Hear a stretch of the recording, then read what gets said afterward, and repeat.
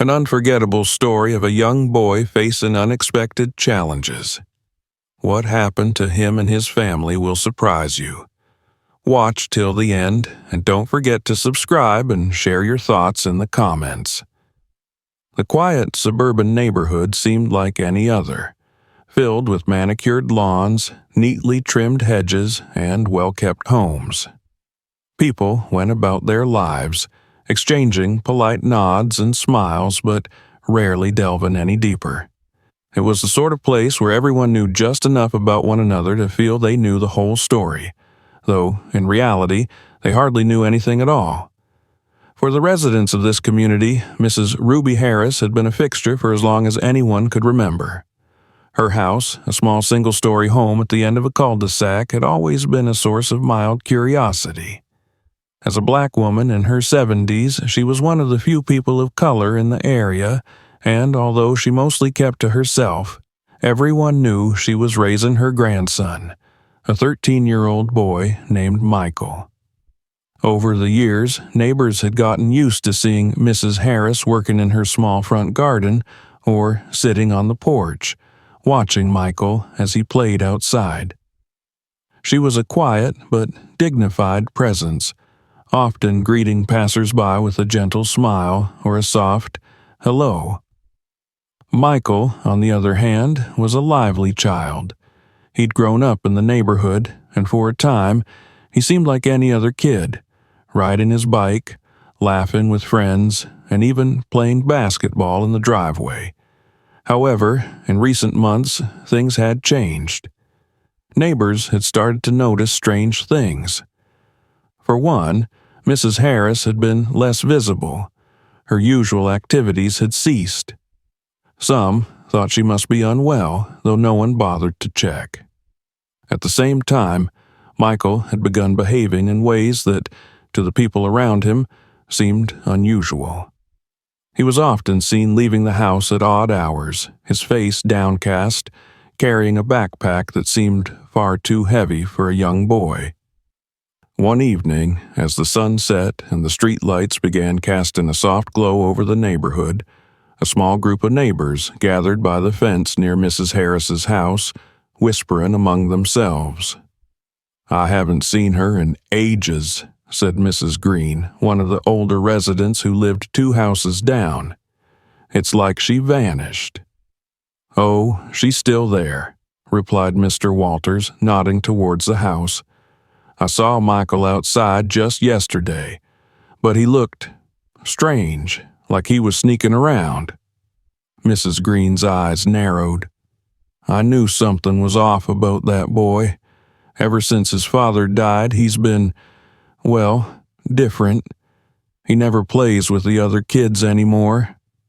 A younger woman, Sarah, who lived across the street, joined in. "I think he's hiding something. He's been acting so suspiciously. And to think we haven't seen his grandmother in months."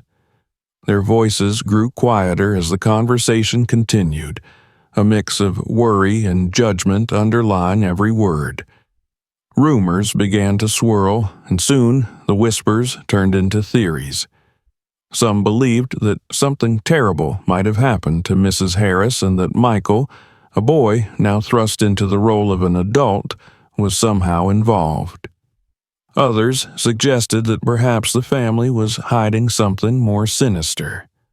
Finally, Mrs. Green, whose worries seemed to grow with each passing minute, decided to take matters into her own hands. "I'm calling the police," she announced, her face set in determination. "If something has happened, we need to know. And if that boy is up to no good, it's better we find out now." The others murmured in agreement, some nodding with the silent satisfaction that they were finally doing something about the mysterious family at the end of the street. Within minutes, Mrs. Green had called the local police, giving them a detailed account of the suspicious behavior she'd observed. She described Michael's odd comings and goings, his withdrawn demeanor, and her growing fears about Mrs. Harris's welfare. The police response was prompt. Officer Brian Ellis was the one assigned to the call. He'd heard about the neighborhood before, an orderly, quiet place where crime was almost unheard of. Brian approached the house with mild skepticism, suspecting this would be yet another routine welfare check, likely ending with a polite but awkward conversation and an assurance that everything was fine. As he parked his squad car near Mrs. Harris's house, he noticed that a few neighbors had gathered at a distance, watching with eager curiosity. Brian sighed, familiar with the type. Some people had a way of turning their boredom into baseless concerns, and he half expected that he'd knock on the door, find an elderly woman resting peacefully, and end the night's drama with a few words. When he reached the front door, he knocked, waiting for an answer. Silence. He knocked again, this time louder. Still nothing. "Police," he called, his voice clear and firm. "Is anyone home?" Moments later, he heard the faint sound of footsteps from inside. A moment later, the door opened a crack, revealing Michael's face. The boy looked wary, almost afraid, as he took in the uniformed figure before him. "Hello, son," Brian said, trying to sound calm and reassuring. "Is your grandmother home? We had a call from one of your neighbors and just want to make sure everything's all right." Michael hesitated, glancing over his shoulder as if considering what to say. His gaze shifted back to Officer Brian, and he spoke in a voice that was barely audible. "She's not well." Brian could sense the tension radiating from the boy, and his initial assumptions about the situation began to waver. Michael's eyes were shadowed by something more than worry. They held a depth of exhaustion and fear that didn't belong in the eyes of someone so young. "Can I come in?" Brian asked gently, sensing that there was more to this story than he'd originally assumed. Michael stepped back, allowing the officer to enter, and Brian took a careful step inside. The air in the house was heavy and stale, a faint mustiness suggesting that the windows hadn't been opened in some time. The living room was sparsely furnished, and he noticed that there were no recent signs of anyone else having been there to help. As they walked further into the house, Brian's eyes landed on a stack of bills piled on the table, most stamped with bright red warnings of past due. The fridge, visible from where he stood, was bare, with just a few scattered items inside. This wasn't the home of a family merely down on their luck. It looked more like the home of someone entirely abandoned by the world. Brian felt a wave of concern as he looked back at Michael, who was watching him carefully, as though trying to gauge what the officer might be thinking. "I just need to see her to make sure she's okay," Brian said softly. Michael nodded, his shoulders slumping as he led Brian to a small bedroom down the hall. The door creaked open, revealing a scene that would stay with Brian long after he left. Mrs. Harris was lying on a makeshift cot on the floor, her frail form barely distinguishable beneath a threadbare blanket. Her breathing was shallow and her face was pale, her features drawn with the unmistakable signs of illness. She appeared as though she hadn't moved in days. Brian felt a pang of shock and sorrow as he processed what he was seeing. This elderly woman had clearly been suffering alone, her only support coming from the small boy standing beside him. He turned to Michael, struggling to find the right words. "How long has she been like this?" he asked, his voice barely above a whisper. Michael's face crumpled slightly as he answered, "A few months. I tried to take care of her. I didn't know what else to do." As Brian took in the sight before him, he realized that he was witnessing something that went far beyond the complaints of the neighbors. This was a family, if only two people, struggling to survive, fighting through circumstances that would have crushed even the strongest of adults. And here was a young boy, carrying a weight that no child should have to bear. Brian straightened, his mind already moving to the steps he would take to help them. There was no time to waste. Mrs. Harris needed medical attention, and Michael deserved more support than he'd ever received. Turning back to the boy, he gave him a reassuring smile. "You did the best you could, Michael. You did more than anyone could ask." And with that, Brian made the call for an ambulance, determined to bring help to the family that had been so unjustly overlooked.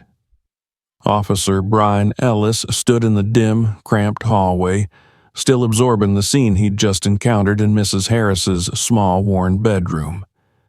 The boy beside him, Michael, looked up at him with guarded eyes, his gaze shadowed by fatigue and something else, perhaps resignation. This wasn't what Brian had expected. He'd arrived assuming he'd find a harmless situation exaggerated by concerned neighbors, yet the reality before him was starkly different. Brian nodded, letting Michael know he understood, and gently closed the bedroom door. The house felt thick with an air of neglect. The faded wallpaper, the sagging furniture, and the silence that echoed through every corner of the home spoke of time passing without any real life or care. The officer turned back to Michael, wanting to ask him more, yet uncertain how to approach such a delicate situation. "Michael," Brian began, keeping his voice low, "can we talk in the living room?" Michael nodded, leading him back down the narrow hall to the small living room where a couch, sagging in the middle, took up most of the space. Brian sat down, leaning forward, looking intently at the boy who stood across from him with his arms crossed tightly over his chest, a defensive posture he likely wasn't even aware of. "Can you tell me what happened? How did things get this way?" Brian's tone was gentle, but he could see that Michael was still reluctant to open up. He took a deep breath, as if preparing himself, and finally spoke, his voice quiet but firm. "My dad. He died in a car accident. That was a few years ago." Brian nodded, showing he was listening carefully, letting the boy take his time. "Since then, it's just been me and my grandma." Michael paused, his eyes dropping to the floor. "She's started getting sick a few months ago, but we didn't have money to see a doctor. I tried to help. I got a job with a food delivery place. They didn't know how young I was. I just told them I was 16. Brian's heart clenched at the thought of this young boy, barely old enough to be in middle school, lying about his age and shouldering responsibilities far beyond his years. "I did everything I could," Michael continued, his voice cracking slightly. "I stopped going to school. I couldn't leave her alone." He looked up, meeting Brian's gaze with a mix of defiance and vulnerability. "I know it's wrong, but what choice did I have?" Brian felt a surge of sympathy for this boy who had done everything in his power to care for his ailing grandmother. He'd heard stories of resilience and strength in his years as an officer, but there was something profoundly moving about Michael's quiet determination, the way he had sacrificed his own childhood without complaint. "You did more than anyone could ask, Michael," Brian said softly, his eyes conveying the depth of his respect. "You've taken on so much, more than any kid should ever have to, but now it's time to let others help." Michael's shoulders slumped as he processed Brian's words, the weight of his months of silent struggle finally acknowledged. For a moment, the boy seemed almost lost, as if he didn't know what to do with himself now that his secret was out. At that moment, Brian knew he needed to act quickly.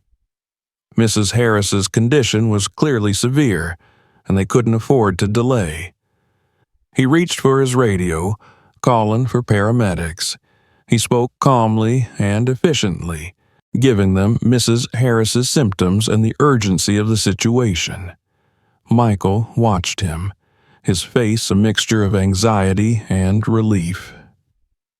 As they waited for the ambulance, Brian noticed Michael's gaze drifting back towards the closed bedroom door, his worry for his grandmother clear. "She's going to be okay, Michael," Brian reassured him, placing a hand on his shoulder.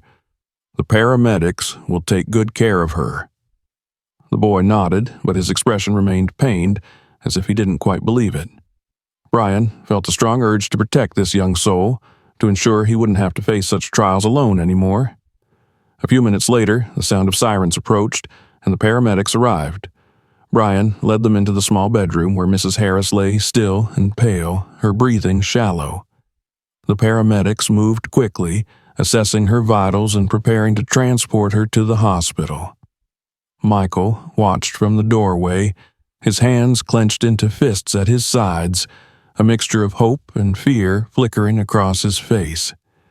Brian stood beside him, a steady presence as they watched the paramedics lift Mrs. Harris onto a stretcher. "You can come with us if you want," one of the paramedics said to Michael, but the boy hesitated, glancing up at Brian as if looking for guidance.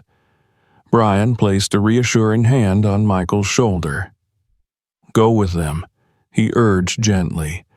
"I'll stay here and make sure everything's all right. I'll meet you at the hospital."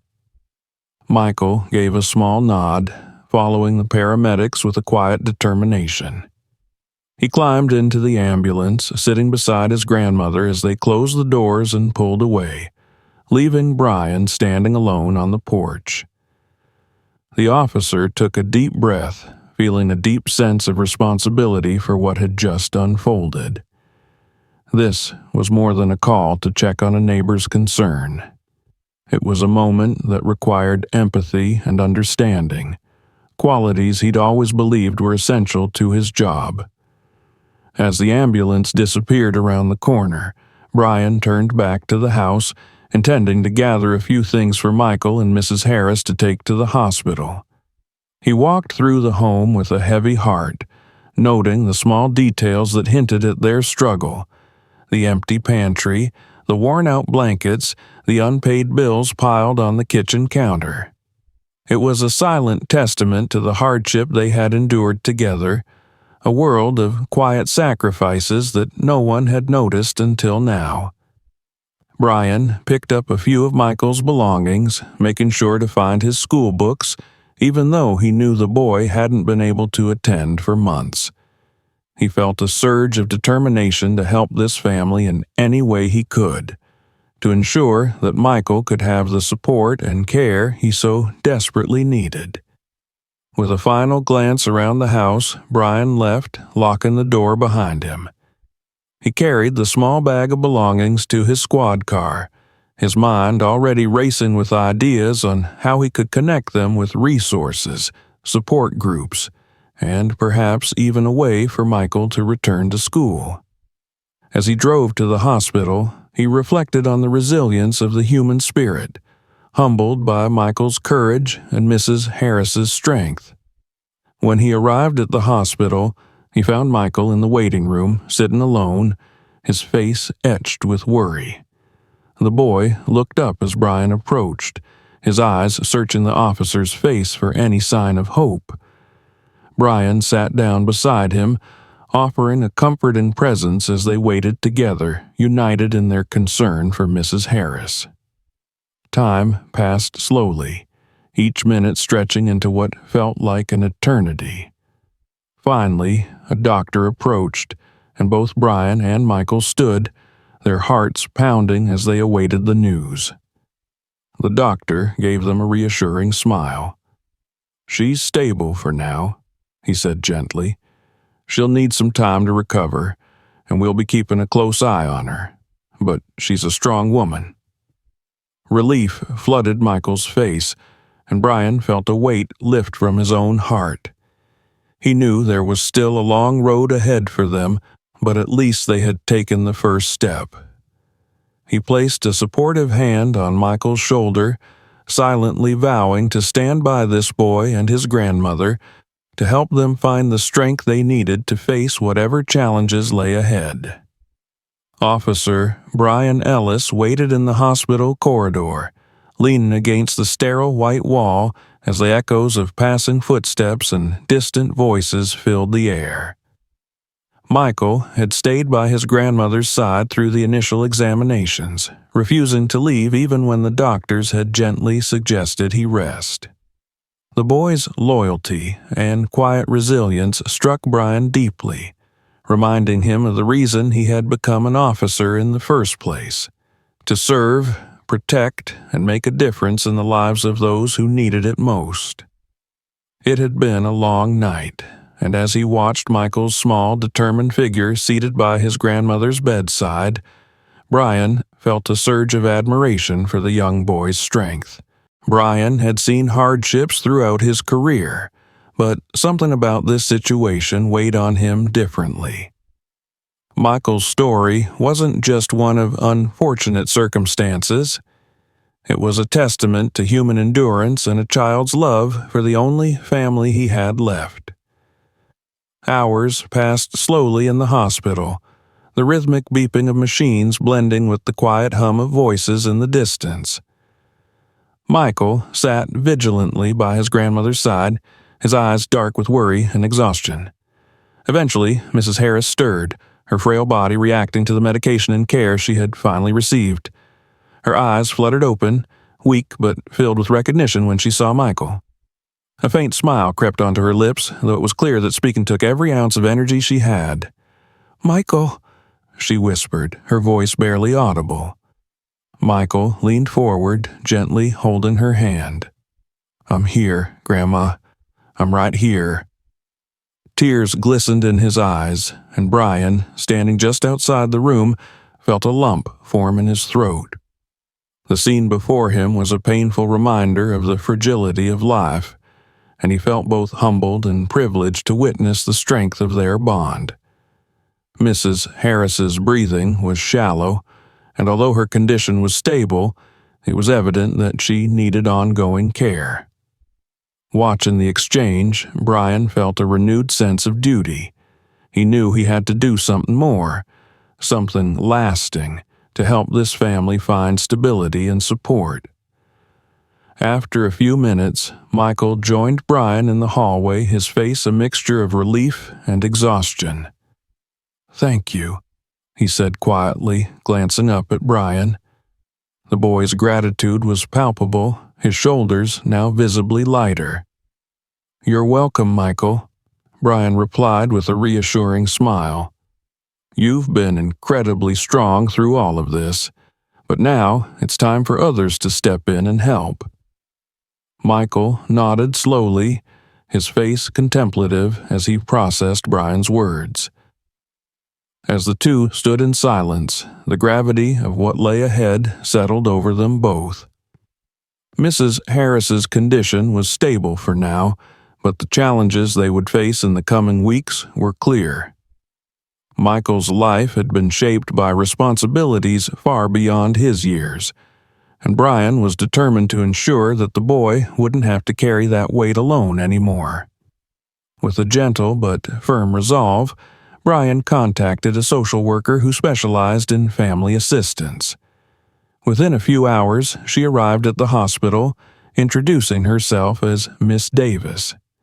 She was a warm, compassionate woman with years of experience helping families navigate the complexities of medical, financial, and social services.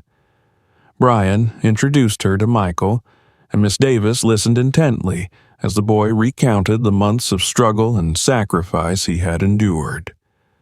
Her expression softened with empathy as she assured him that help was on the way.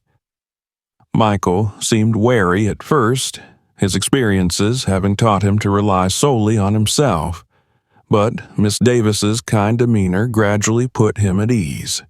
She explained that there were programs available to provide both medical care for his grandmother and educational support for him, and she promised to guide them through each step of the process.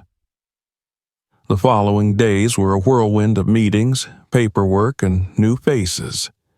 Michael was overwhelmed, but Brian stayed by his side, offering comfort and stability amidst the uncertainty.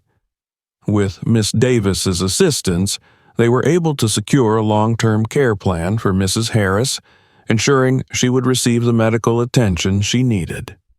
Brian and Miss Davis also worked together to set up resources for Michael to return to school, arranging for transportation, tutoring, and counseling to help him transition back into a regular routine. Through it all, Michael remained stoic, his determination to care for his grandmother unwavering even as he began to accept the support that was finally being offered. One afternoon, as they sat together in a quiet corner of the hospital, Brian looked at Michael and saw something in his eyes that hadn't been there before, a flicker of hope. The boy was starting to believe that a better future might actually be possible, and Brian felt a surge of pride, knowing he had played a part in helping Michael find that glimmer of optimism. "You know," Brian said gently, breaking the silence, "you've done something incredible here, Michael. Most kids your age wouldn't have been able to handle all of this. You kept going, even when things were at their hardest." Michael looked down, his cheeks flushing slightly. "I just did what I had to do," he mumbled, his voice laced with humility. Brian smiled, his respect for the boy growing with every passing moment. "You did more than that, Michael. You showed courage, compassion, and strength. I want you to remember that, especially as you move forward. You're not alone in this anymore." In the days that followed, as Mrs. Harris regained her strength, Michael found himself adjusting to the idea of a future that held more than just survival. Miss Davis arranged for a temporary living situation that would allow him to stay with his grandmother while ensuring they had access to the resources they needed. For the first time in months, Michael could see a path forward, a life that extended beyond the walls of their small home and the quiet desperation he had hidden for so long. Brian continued to visit them, becoming a steady presence in their lives. His role as a police officer had initially brought him there, but it was his compassion and commitment to their well-being that kept him involved. He knew that helping Michael and Mrs. Harris was more than just a duty. It was a promise he had made to himself, a commitment to make a meaningful difference. One evening, as Brian was preparing to leave the hospital, Michael stopped him in the hallway. "Officer Ellis," he began, his voice hesitant but earnest, "thank you for everything." Brian placed a reassuring hand on Michael's shoulder, his heart swelling with pride. "You're welcome, Michael. You've been through a lot, and you deserve every bit of help we can give." Michael nodded, a small smile breaking through his usual stoic expression. He was beginning to understand that he no longer had to face his challenges alone, that there were people who cared, people who would stand by him and support him as he rebuilt his life. As Brian walked out of the hospital that night, he felt a sense of fulfillment that transcended his usual responsibilities. This wasn't just another call. It was a chance to change lives, to give a young boy and his grandmother the hope and support they so desperately needed. In that moment, Brian knew he would continue to be a part of their journey, standing by them as they found their way forward.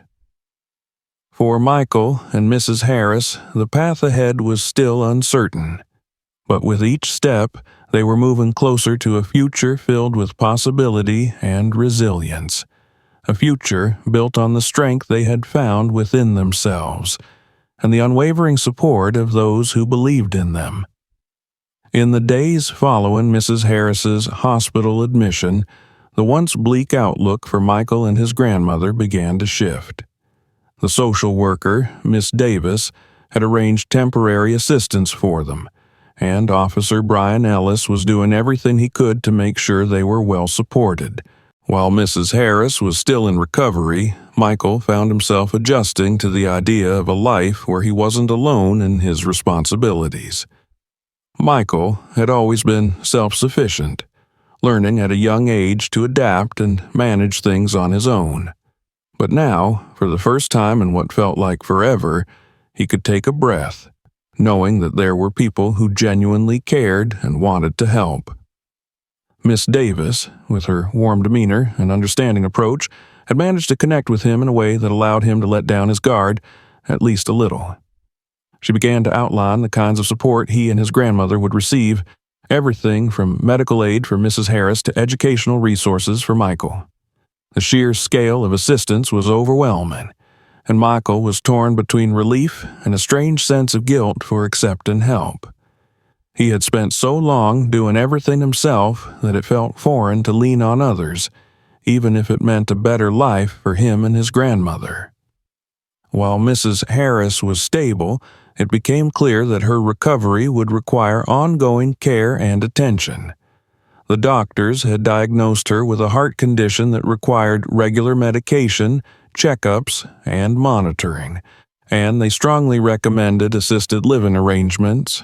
The doctors explained that while she might regain some of her strength, her health would need careful management.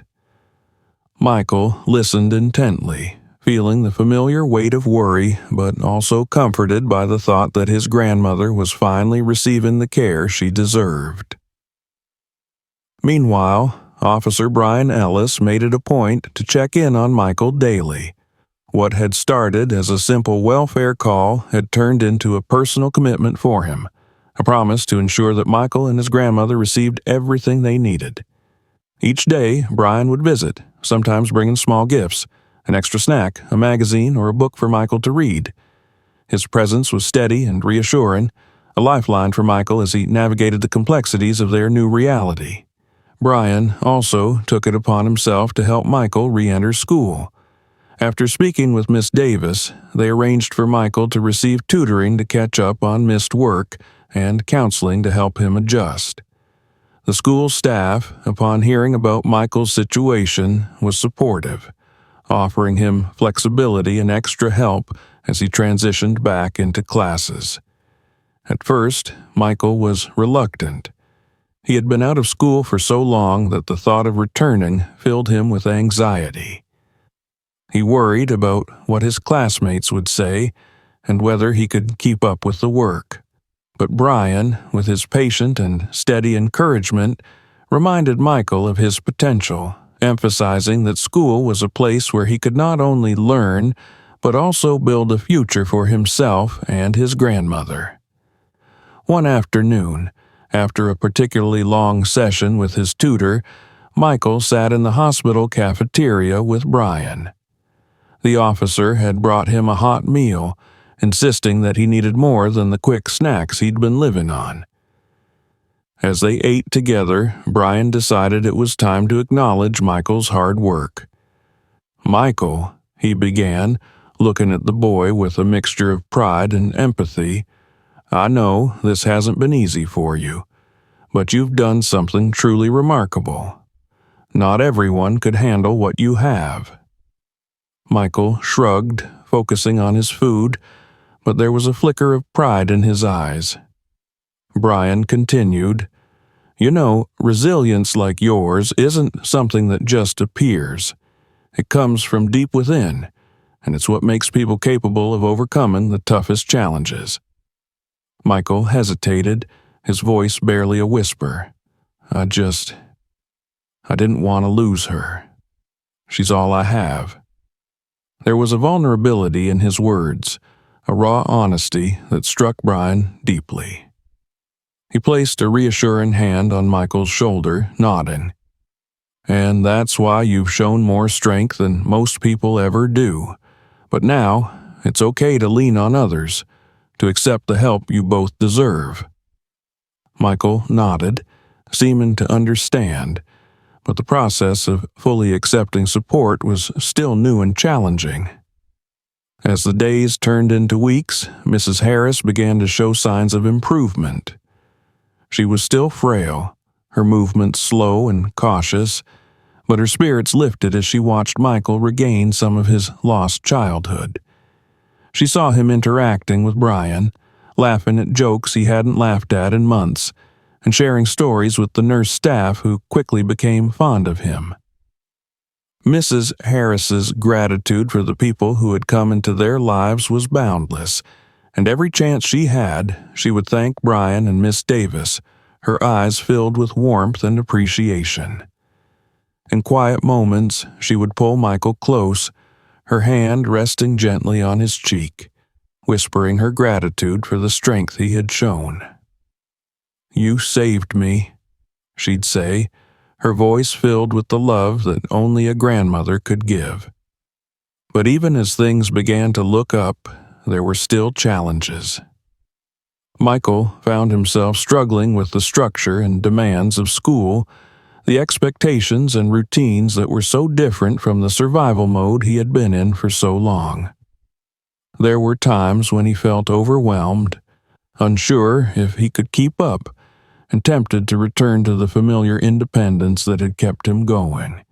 But each time, Brian and Miss Davis were there to remind him of his progress, to celebrate even the smallest achievements, and to assure him that he didn't have to face anything alone.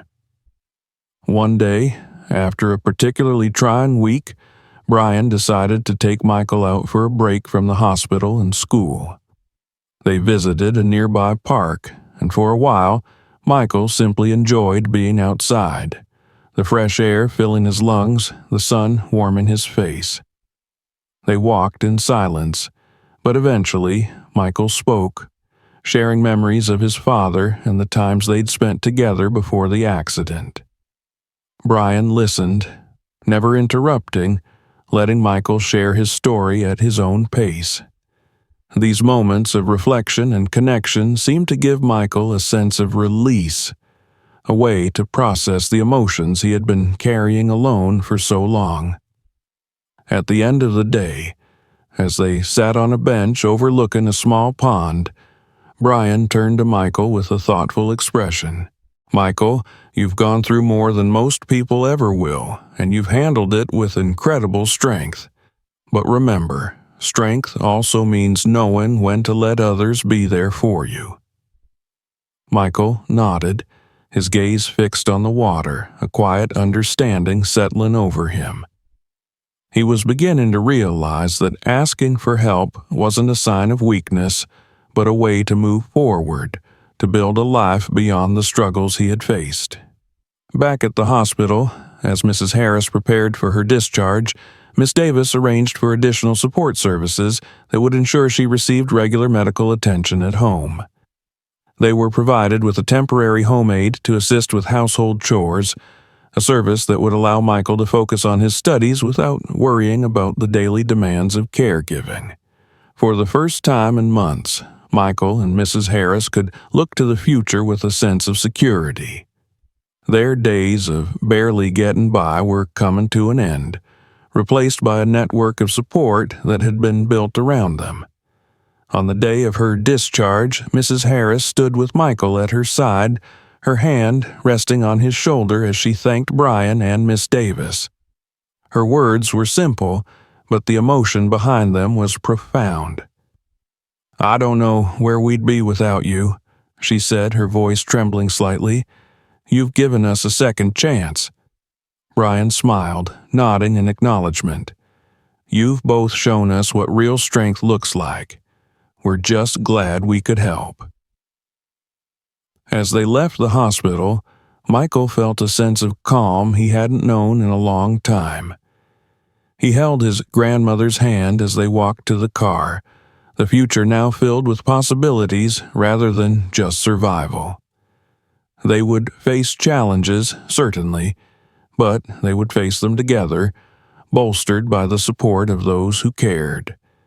For Brian, watching them drive away was a moment of quiet satisfaction, a reminder of why he had chosen this path in life. It was a victory, not just for Mrs. Harris and Michael, but for the compassion and resilience that connected them all. In the weeks that followed, Brian continued to visit, checking in on their progress and offering help whenever needed. Michael, with the encouragement of those around him, slowly began to trust the support system that had formed, accepting that he no longer had to bear his burdens alone. For Mrs. Harris and Michael, the journey was far from over, but they had finally found a path forward, one filled with hope, community, and the promise of a brighter future. The weeks after Mrs. Harris's discharge were a whirlwind of adjustments for Michael. He was back at school, surrounded by classmates who chattered endlessly about games, music, and weekend plans, topics that felt strangely distant to him. His life had been so absorbed by caring for his grandmother that this world of carefree youth felt foreign, as though he were an outsider looking in. But every day, Michael returned to a home now filled with more warmth and comfort than he'd known in a long time. The social worker, Miss Davis, had arranged a part-time home aide to help his grandmother with her daily needs, freeing Michael to focus on his own life for the first time in months. Mrs. Harris, though still frail, was stronger, her spirits lifted by knowing her grandson had a chance to regain his youth. One evening after school, Officer Brian Ellis invited Michael to join him at a small diner nearby. Brian knew that Michael had been facing the challenge of balancing his new responsibilities with the emotional toll of everything he'd endured, and he wanted to provide a safe space for the boy to share his thoughts. They sat in a booth by the window, the comforting aroma of food and the quiet hum of conversations creating a calm atmosphere. Michael hesitated at first, his eyes downcast, but gradually, with Brian's gentle encouragement, he began to open up about the months he'd spent trying to care for his grandmother alone. "It started slow," Michael began, his fingers tracing patterns on the table. "At first, she just got tired a lot. She'd sit down halfway through cooking dinner, saying she needed a moment. I thought it was just because, she's older." He glanced up, catching Brian's understanding nod. But then it got worse. She started forgetting things. Sometimes she'd call me by my dad's name, or she'd ask me to do things he used to do. Michael paused, his voice lowering. I didn't know what to do. She'd tell me not to worry, that she'd be fine. But I could tell she wasn't fine. Brian listened closely, his expression unwavering as he absorbed the weight of the boy's words. He knew Michael had been carrying an adult's burden, and hearing him speak only confirmed the depth of his resilience. Michael continued, his voice steady but heavy with memories. I started skipping school to stay with her. I knew if I didn't, she might, fall or something, and when things got worse, I started working delivery jobs. I knew it wasn't legal, but I needed the money. I couldn't just leave her alone, and I didn't have anyone to ask for help. A shadow crossed Michael's face as he spoke, a hint of anger mixed with the frustration of having faced such impossible choices. I kept thinking someone would notice, maybe a teacher or a neighbor. I thought someone would see what was happening and ask me about it, but no one did. His voice trailed off, a mixture of resentment and resignation evident in his tone. Brian reached across the table, placing a comforting hand on Michael's shoulder. It's not fair that you had to go through that alone, Michael. You've been carrying a lot, but it's okay now. You don't have to face it alone anymore. Michael's face softened as he took in Brian's words, relief mingling with gratitude. For so long, he'd felt invisible, his struggles hidden behind the walls of his home, unseen by a world that seemed indifferent. But Brian's words carried weight, an acknowledgement of the strength he'd shown, and a promise of support for the future. Thanks, Officer Ellis, Michael said quietly, his eyes meeting Brian's. I guess I just got used to doing things on my own, but it feels good to know I don't have to anymore. They finished their meal in a comfortable silence, and Brian felt a deep sense of pride in Michael. The boy had been through more than most adults, yet he'd come through it with a resilience that spoke of a strength far beyond his years. Brian knew he was witnessing the first steps of a journey that would shape Michael's life in ways he might not yet understand. As they left the diner, Brian walked Michael home, making sure he was safely inside before heading back to his car. He knew that Michael's story wasn't over, that there would be challenges, struggles, and moments of doubt. But he also knew that Michael had the support he needed, the kind of support that could make all the difference. The hospital days had faded into memory, but the effects lingered for Michael and his grandmother. While Mrs. Harris grew stronger each day, she still faced health challenges, and Michael found himself anxiously checking in on her as part of his new routine. Though the part-time home aide provided some relief, Michael couldn't shake the habit of worrying about her well-being, a habit born from the months he'd spent caring for her alone. But now he knew he had a support system, a group of people who cared about his family and wanted to see them thrive. One Friday afternoon, Michael returned from school to find the house eerily quiet. Usually, Mrs. Harris would be settled in the living room, resting or watching her favorite programs. But today, she wasn't there. A sense of dread washed over him as he dropped his backpack by the door, his steps quickening as he moved through the small house, calling for her. "Grandma?" His voice echoed, and when no answer came, his heart began to race. It was then he noticed her bedroom door slightly ajar. Michael pushed the door open, his stomach twisting as he saw her lying on the floor, her body still and her breathing shallow. Panic took over, and for a split second, he froze, the weight of fear immobilizing him. Then, like an instinct, his hands moved to grab his phone. Remembering everything he'd seen during her hospital stay, he dialed 911, his voice shaking as he explained the situation to the dispatcher.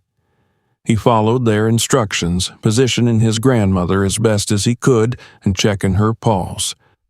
Her skin was cold, her breathing faint, and Michael's hands trembled as he held her close, whispering, "Please, Grandma, stay with me.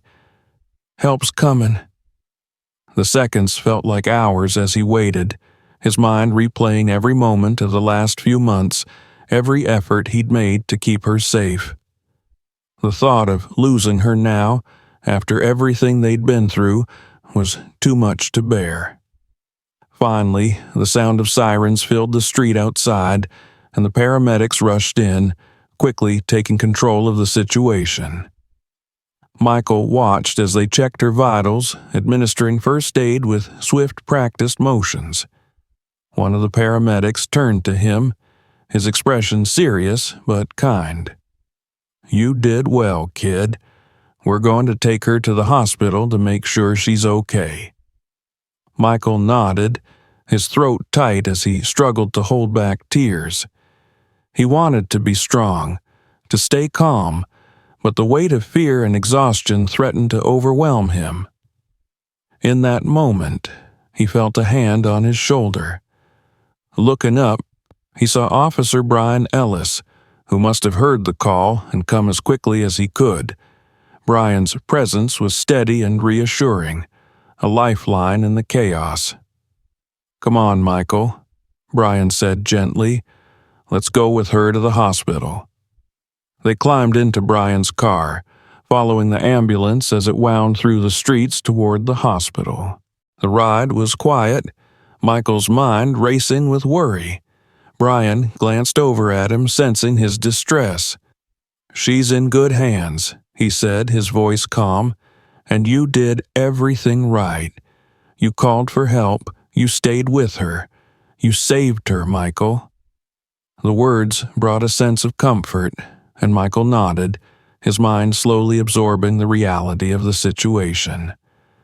At the hospital, They were ushered into the waiting room where they sat in silence. Time stretched as they waited for news, each second heavy with anticipation. Brian stayed by Michael's side, offering quiet words of reassurance and steadying his nerves. Finally, a doctor approached them, his expression kind and reassuring. "Your grandmother's stable," he said, glancing at Michael. "She had a mild cardiac event, but she's responsive, and we're monitoring her closely. You did an excellent job, young man. Because of your quick actions, we were able to stabilize her condition." Relief washed over Michael, the tension draining from his body as he leaned back in his seat. The knowledge that his grandmother was safe, that she would recover, brought a wave of gratitude that was almost overwhelming. The doctor continued, explaining that Mrs. Harris would need some time to recover and that her condition would require ongoing monitoring and medication. Michael listened intently, determined to understand everything he could about her care. He was no stranger to the responsibilities that came with her illness, but now, with the support of people like Brian and Miss Davis, he felt a newfound confidence in his ability to care for her. As the doctor finished, Brian placed a reassuring hand on Michael's shoulder. "You did great, Michael," he said. "Not just today, but through everything. You've been there for her every step of the way. I hope you know how strong you are." The words struck a chord with Michael, and he nodded, his gaze focused. "I just want her to be okay. She's all I have." Brian's expression softened, his respect for the boy deepening. "And she's lucky to have you. But remember, you're not alone in this. We're all here for you." That evening, Michael sat by his grandmother's bedside, holding her hand as she rested. The hospital room was quiet, the only sound the steady beeping of the machines monitoring her vitals. "Mrs." Harris opened her eyes, her gaze settling on Michael with a soft smile. "You saved me," she whispered, her voice weak but filled with warmth. Michael smiled, squeezing her hand gently. "You're going to be okay, Grandma. I'm here." Brian stayed with them for a while, offering Michael both companionship and quiet reassurance. As he left, he paused at the door, watching the scene before him. A young boy, steadfast and loyal, caring for his only family. Brian knew this was only the beginning for Michael, that the road ahead would still hold challenges, but he also knew that the boy had the strength, resilience, and support he needed to face whatever lay ahead. He left the hospital that night with a renewed sense of purpose, determined to continue supporting Michael and his grandmother, not just as a police officer, but as a friend and mentor.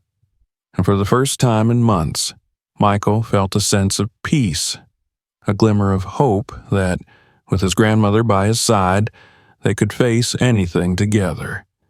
Weeks passed after Mrs. Harris's hospital stay, and life gradually settled into a rhythm that neither she nor Michael had known before. With her health now closely monitored and her medication regimen established, Mrs. Harris was stable and slowly recovering. Michael, no longer carrying the full weight of caregiving on his young shoulders, found himself experiencing moments of peace he hadn't felt in what seemed like forever. There were still challenges, of course, but now a network of support surrounded them, a support he could trust and lean on when needed. Brian Ellis had kept his word, visiting regularly, often bringing by small gifts or helping out around the house. The bond they'd formed had grown stronger with time, and Michael came to see him as more than just a police officer. He was now a mentor and friend. Miss Davis, the social worker, had also continued her involvement, ensuring that their financial and medical needs were met. She arranged for financial assistance, which meant Michael no longer had to worry about working to support his grandmother, allowing him to focus on school and his own well-being.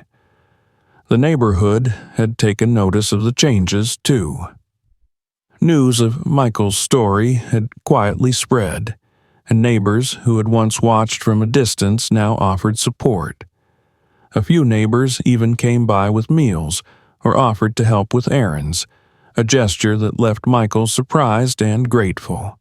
Where he once felt isolated and judged, he now felt a sense of community, as though the neighborhood had finally seen him for who he was, a boy who had done everything he could for the grandmother he loved. One crisp autumn afternoon, Michael sat on the front porch with Brian, enjoying the rare calmness. They talked about everything from school to his favorite books, their conversations often drifting to the memories Michael held of his father and the lessons he had taught him. As they talked, Brian encouraged Michael to dream, to think beyond the hardships he'd endured, reminding him that he was capable of achieving so much more than mere survival. Michael listened, his heart swelling with a mixture of hope and uncertainty. For the first time, he allowed himself to consider a future filled with possibilities he hadn't dared imagine before. With Brian's encouragement, Michael gradually found himself re-engaging with his studies and interests. He began doing well in school, even excelling in his classes. The tutoring arranged by Miss Davis had helped him catch up, and his teachers took note of his progress, often praising his determination and hard work. Slowly, Michael's confidence grew, and he started to see himself as more than just a caretaker or a survivor. He began to see himself as a young man with potential, someone who could make a difference. One day after school, Michael came home to find a letter addressed to him from a local mentorship program. With Brian's guidance, he had applied for a scholarship to attend a summer program for students interested in community service and leadership. The letter held the words he'd hardly dared hope for. He had been accepted. Reading the letter, Michael felt a surge of pride, realizing that his journey had brought him to a place where he could not only help himself, but, someday, help others as well. He shared the news with Mrs. Harris and Brian, their faces lighting up with joy and pride, their belief in him a steady source of strength. On the last evening before he was to attend his mentorship program, Michael sat in the living room with his grandmother. She looked at him with a mixture of love and admiration, her eyes brimming with pride. "You've done so much, Michael," she said softly, reaching for his hand. "I am so proud of the young man you're becoming. You took care of me when no one else could, and now you're taking steps toward your own future. Your father would be so proud of you." Her words filled Michael's heart with warmth, and he squeezed her hand, promising her that he would continue to work hard, to honor everything she and his father had done for him. That summer, as Michael joined the mentorship program, he found himself surrounded by peers who had also faced hardships, but were determined to make a difference. The experience expanded his horizons, giving him new skills, friendships, and a newfound belief in his ability to create change. He learned the importance of resilience, leadership, and the power of community, qualities he knew he would carry with him for the rest of his life. By the end of the summer, Michael returned home with a renewed sense of purpose, his heart filled with gratitude and hope. Life continued, filled with the steady rhythms of school, friendships, and moments with his grandmother. Michael often thought back to those early days when he'd felt so alone, struggling under the weight of responsibilities no child should have to bear. But those memories now served as a reminder of his strength and the support that had saved him and his grandmother when they needed it most. Brian remained a close friend and mentor, guiding him through challenges and reminding him of the importance of compassion, justice, and community. Michael and Mrs. Harris's home became a place of warmth and hope, a haven not just for them, but for the friends and neighbors who had come to know their story.